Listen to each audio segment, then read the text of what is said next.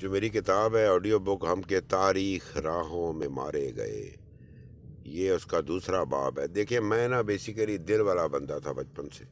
میں دل کے سارے چلتا تھا اور میں گرم جوش تھا، محبت کرتا تھا، میری نیت صاف ہوتی تھی اور میں چلتا تھا۔ لیکن اکثر لوگ مجھے غلط سمجھ لیتے تھے، کہتے تھے کہ یہ تھوڑا سا نا یہ ڈرامہ کرتا ہے، اور لیکن بہرحال میں اللہ کا شکر ہے کہ میں دوستیاں بڑی جلدی کر لیتا تھا، دل سے چلتا تھا۔ پھر میں نے زندگی میں سیکھا کہ عقل بھی بڑی امپورٹنٹ ہوتی ہے، ضروری ہوتی ہے۔ میں نے عقل کا راستہ اختیار کیا، پھر میں عقل کا راستہ اختیار کرتا گیا اور دنیا میں بڑھتا گیا، تعلیم بھی لیتا گیا، اپنا پیشہ بھی میرا ڈاکٹری یا سرجری تھا، میں کرتا گیا، اور عقل کی معراج پہ عقل میں نے صوفی شاعری پڑھی بہت، ہزاروں 14-15 سال پچھلے میں ہزاروں کتابیں پڑھی، فلسفہ پڑھا، ہسٹری پڑھی، دنیا کے مختلف مذاہب پڑھے۔ تو ایک جگہ آ کے عقل بند ہو گئی، تو مجھے پتہ لگا جہاں سے عقل بند ہوتی ہے وہاں سے تو دل دوبارہ شروع ہوتا ہے۔ تو عقل اور دل دونوں چاہیے ہوتے ہیں، عقل اور دل دونوں چاہیے ہوتے ہیں، جس طرح تدبیر اور تقدیر دونوں چاہیے ہوتے ہیں، جس طرح وحدت الوجود ہے اور وحدت الشہود ہے۔ ایک آگ لگی ہوئی ہے تو اس کا وجود ہے، تو وہ صرف نہیں دیکھنا، اس کی تاثیر بھی دیکھنی ہے، یعنی کہ ایک اس کی اسپرٹ ہے، یعنی کہ وہ گرمائش دے رہی ہے۔ تو اگر کوئی انسان ایک جگہ بیٹھا ہو، اس کو نظر نہ آتا، اس کو کسی جگہ بٹھا دیا جائے جہاں پہ وہ گرم ہو گیا، کوئی ایسی چیز ہے جو گرم ہے، شاید آگ ہے، تو تاثیر بھی ہوتی ہے اور ایک اس کی شکل بھی ہوتی ہے۔ تو کہتے ہیں دنیا کے 3 عالم ہوتے ہیں، جبروت، ملکوت اور لاہوت۔ جبروت تو یہ دنیا ہے، اور جو ملکوت ہوتی ہے اس میں اللہ پاک کی کچھ نشانیاں آپ کے سامنے آتی ہیں، اور جو لاہوت کا عالم ہے اس میں انسان جو ہے وہ اپنے کریٹر کے سامنے آ جاتا ہے۔ جس طرح اقبال نے کہا تھا کہ طائر لاہوتی اس رزق سے موت اچھی، جس رزق سے آتی ہو پرواز میں کوتاہی۔ تو لاہوت کا عالم ہے، تو یہ زندگی میں سٹیجز ہوتی ہیں، اور دل کا ماننے والا عقل کے رستے پہ چل پڑا، اور عقل جب پیرالسس بائی انالیسس، یا جب عقل بند ہو گئی، جس طرح وہ فلاسفی میں ایک ہے انکمپلیٹنس تھیورم، وہ کہتے ہیں جب بہت زیادہ عقل کی بات کی جائے، لاجک کی، جس طرح سائنٹسٹ کرتے، تو ایک جگہ جا کے تمام چیزیں جو ہیں وہ منجمد ہو جاتی ہیں، مفلوج ہو جاتی ہیں، پیرالائز ہو جاتی ہیں، تو اس کو انکمپلیٹنس تھیورم کہتے ہیں فلسفے میں۔ تو اس کے بعد تو یہ جو دل ہے یہ بھی بڑی ضروری چیز ہے، انسان دل سے بھی سن سکتا ہے، دل سے بھی دیکھ سکتا ہے، اور دل سے بھی سوچ سکتا ہے، صرف دماغ سے نہیں سوچا جاتا، یا جو نظر آتا ہے وہ دماغ نہیں دکھا رہا ہوتا، اور جو سن رہے ہوتے ہیں۔ تو جس طرح اسٹیو جابز نے کہا اپنی کتاب میں کہ presentation secrets of Steve jobs, جو میں نے ذکر کیا کہ میں نے وہ جب پڑھی تو میں نے اپنی ساری پاور پوائنٹ کی جو تھی میری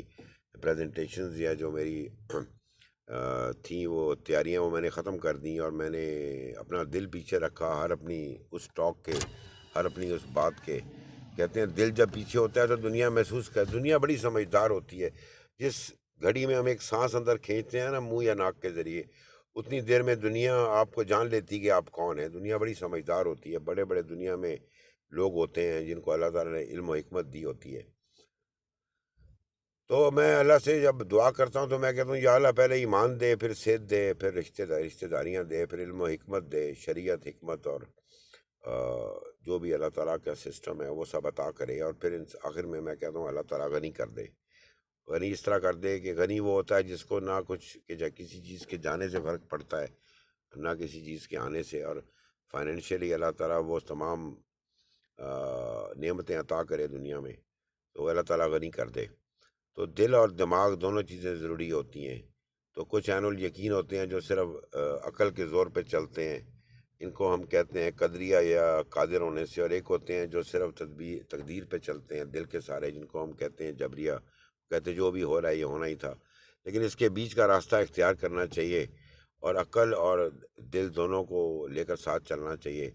اور اصل تو مقام وہ ہے انسان کا جہاں دل اور دماغ ایک ہی بات کر رہے ہوں، یہ نہیں کہ دل یہ چاہ رہا ہے تو دماغ کہہ رہا ہے یہ صحیح نہیں ہے یا یہ صحیح ہے۔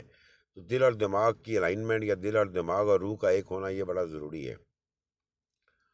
اور دل اور دماغ جب ایک ہو جائیں تو انسان جو ہے اس کی زندگی سے بے چینی اور مشکلات نکل جاتی ہیں۔ اور یہ نیچرلی جب ہم ایمان کی بات کرتے ہیں تو اللہ تعالیٰ یا ڈیوینٹی پہ فیتھ رکھنا، اور وہ جو ہم مسلمان ہیں تو جو مسلمانوں کے سارے عقائد ہیں ان کو ماننا، اور ہم تو تمام نبیوں کو مانتے ہیں، روز قیامت کو مانتے ہیں، تمام فرشتوں کو مانتے ہیں، تمام الہامی کتابوں کو مانتے ہیں، اور قیامت کے دن کو، جزا اور سزا کے دن کو مانتے ہیں۔ اور ہم کہتے ہیں خیر و شر جو ہے وہ بھی، جس طرح اللہ تعالیٰ فرماتا ہے کہ بھئی خیر جو ہے وہ اللہ تعالیٰ کی طرف سے آتی ہے، اچھائی جو فائدہ ہمیں پہنچتا ہے۔ جو انسان ہوتا ہے جب وہ کوئی ایسی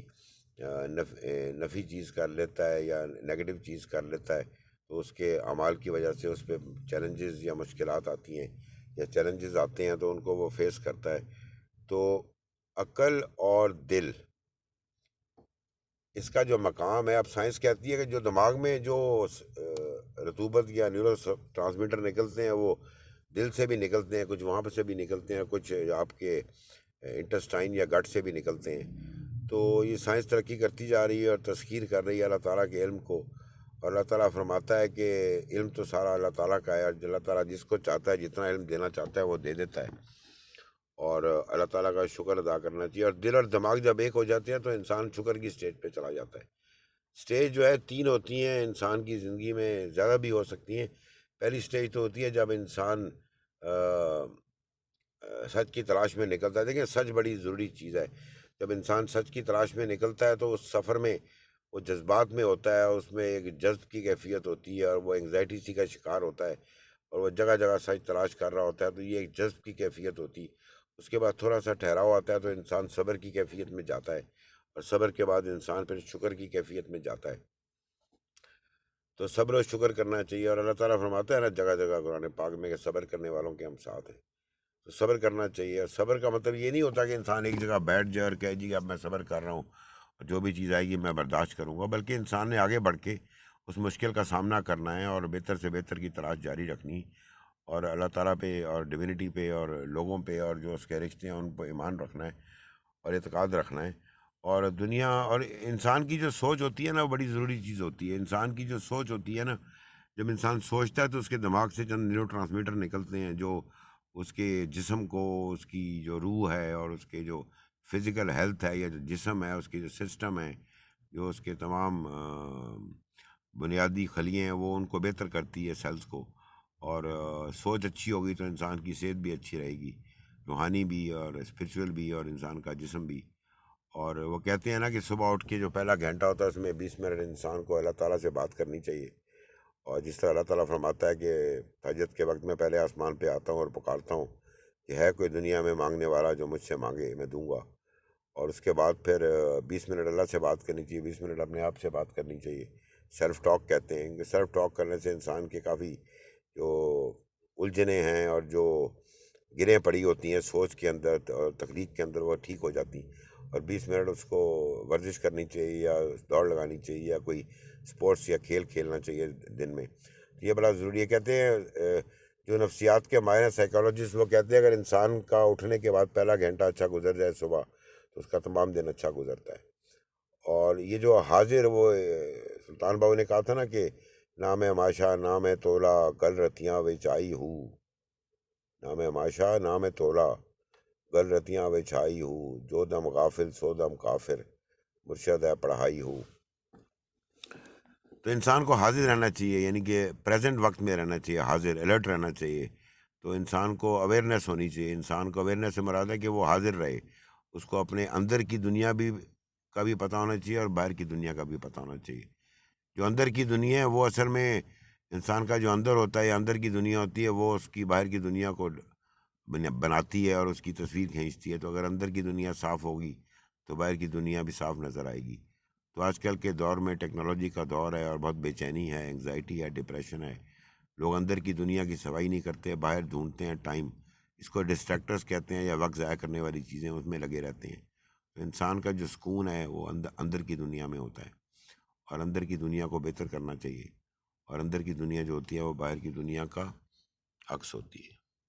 بلکہ باہر کی دنیا جو ہے وہ اندر کی دنیا کا عکس ہوتی۔ جیسا انسان سوچتا ہے، جیسے انسان کے اندر کے خیالات ہوتے ہیں، ویسے ہی اس کو چیزیں نظر آتی ہیں۔ جیسے کہتے ہیں نا گمان اچھا کرنا چاہیے، کچھ گمان جو ہوتے ہیں وہ گناہ ہوتے ہیں۔ تو گمان یہی ہے کہ کسی کے بارے میں سوچنا، اچھی سوچ رکھو، نہیں تو نہ سوچو۔ تو یہ ساری باتیں، دل اور دماغ جو ہے اس کا ایک بیلنس ہونا چاہیے۔